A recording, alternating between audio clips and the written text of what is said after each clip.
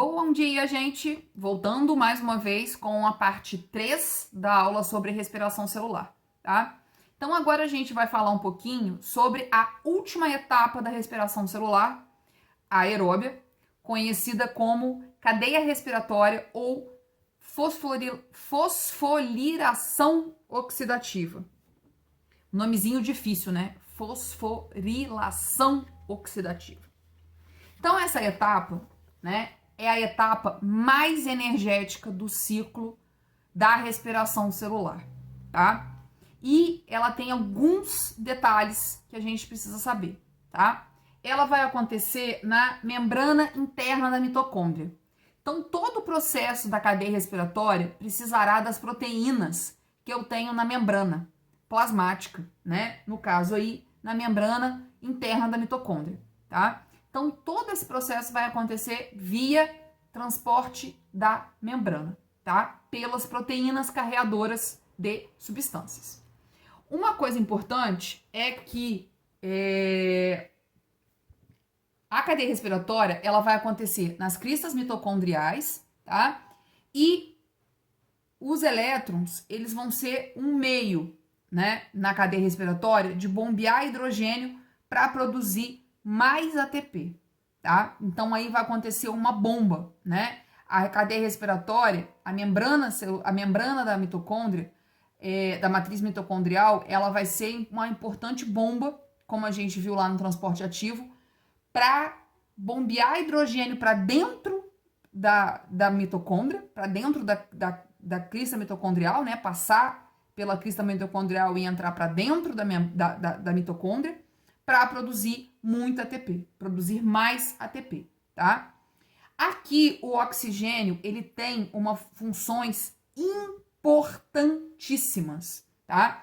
Que é capturar os hidrogênios e os elétrons, formar água e evitar a acidez mitocondrial, tá?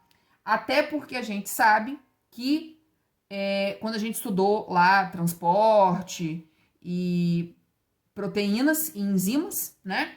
Que a mudança de pH ácido ou alcalino inativa as células, né? Causa inativação das proteínas. Então, o oxigênio aqui vai ter um importante controlador do pH para que a mitocôndria não pare de fazer a cadeia respiratória, tá?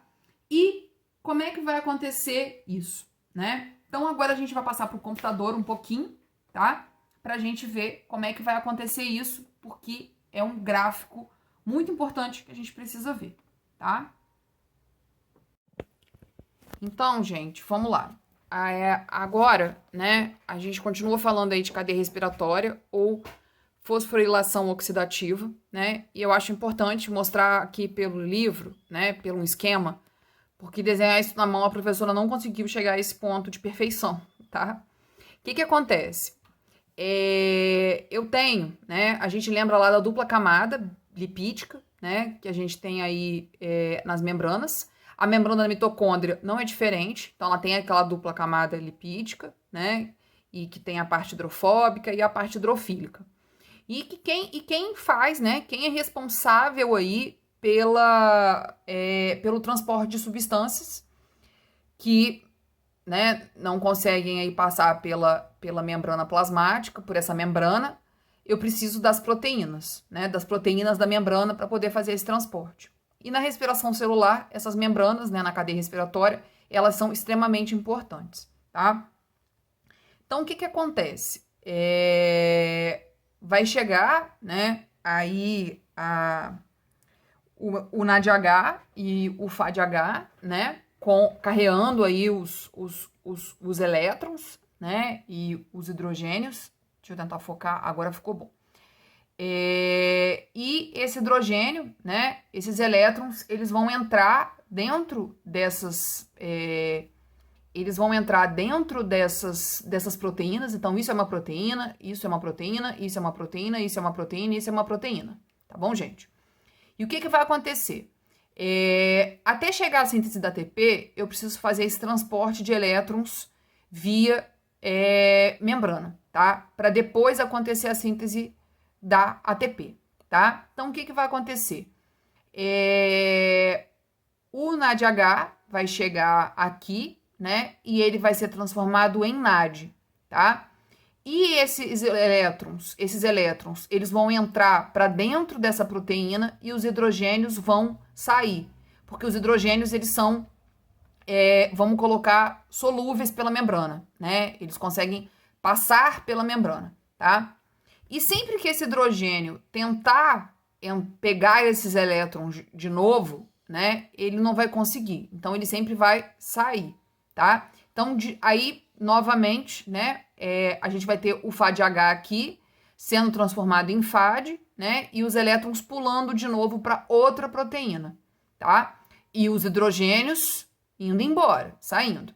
De novo, esses elétrons vão ir para outra proteína, tá? E vai continuar de novo saindo os hidrogênios, tá? Nesse terceiro momento que a gente está vendo aqui, gente, nesse terceiro momento, tá? Eu tenho, né, a questão da molécula de oxigênio entrando aqui, justamente para melhorar, né, não deixar que essa acidez da mitocôndria fique tão forte, tá? Então, o oxigênio, ele vai entrar aqui, né, para poder controlar essa questão do pH. Então, e também para capturar os hidrogênios, né, e os elétrons e regular aí, evitar essa acidez mitocondrial e com isso vai ver a formação da molécula de água, tá? Só que eu ainda tenho muito hidrogênio fora, né, do meio, fora aí da membrana, né, fora do meio intracelular. Eles estão no meio extramitocôndria, né, eles não estão dentro da mitocôndria. E para eu formar as ATPs, eu preciso que esse hidrogênio entre de novo, que isso aqui esteja regulado, né, a quantidade de hidrogênio que eu tenho dentro da mitocôndria e que eu tenho fora da mitocôndria, né? Na verdade, fora da matriz mitocondrial, né, gente? Fora das cristas mitocondriais aí, tá? No espaço aí entre, né, a membrana toda da mitocôndria e as cristas mitocondriais, tá?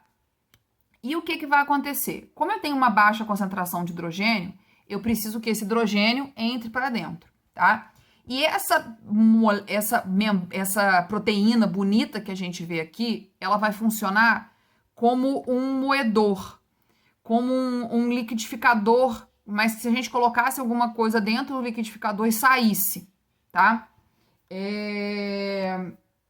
Não sei se alguém já viu um aparelhinho que nem todo mundo tem na cozinha, que é um extrator de suco, ou mesmo um moedor de carne, né? Um moedor de carne, um moedor de café que a gente coloca o café em cima, grão inteiro, né? Embaixo ele sai em pó, né? Então é uma turbina. Ela funciona como uma turbina, tá, gente?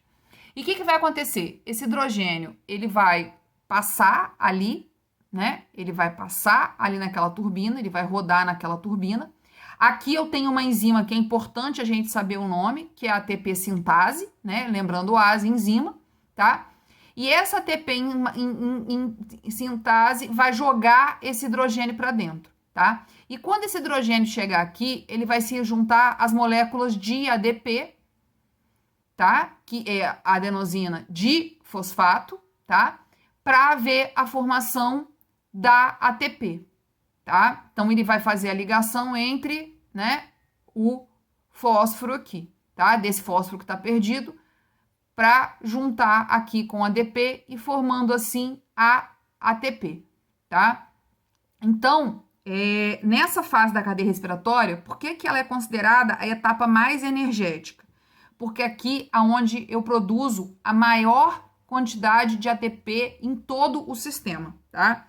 Aqui, em média, são produzidos 34 ATPs. Por isso a cadeia respiratória é conhecida como a etapa mais energética, tá? Então, se eu olhar aqui o meu esquema, que é uma coisa importante que eu queria mostrar para vocês, gente, que é o que acontece. Aqui eu vou ter a produção, né? Por que vão ser produzidas 34 ATPs, né? Então, os dois NADH, eles vão entrar aí no processo durante 3 vezes. Então, no final, eles vão formar 6 ATPs, tá? Veio do ciclo de Krebs 8 NADH para formar ATPs. Então, como ele passa aí 3 vezes entre as membranas, entre a membrana, né, passa pelas proteínas, eu vou ter a formação de 24 ATPs, tá?